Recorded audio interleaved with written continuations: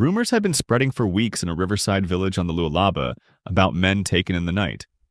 Not by raiders, but by men in brass buttons serving a distant king.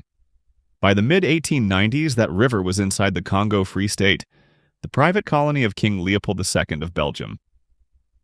What began as civilizing missions became an industrial terror. Quotas for wild rubber were enforced by the Force Publique. Soldiers who took women and children as hostages burned villages that failed to deliver and returned with baskets of severed hands as grim accounting. Contemporary missionaries and former agents, George Washington Williams, William Shepard, and later Roger Casement, collected testimony and photographs.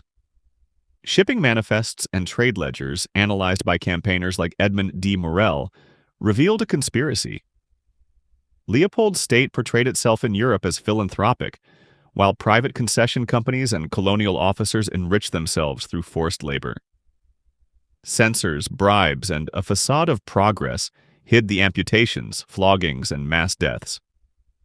In that village, the rumor proved true, and a patrol arrived to enforce a quota. Men who resisted were shot.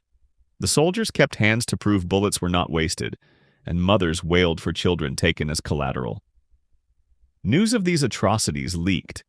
Letters, ship records, and missionary reports slowly pierced the propaganda.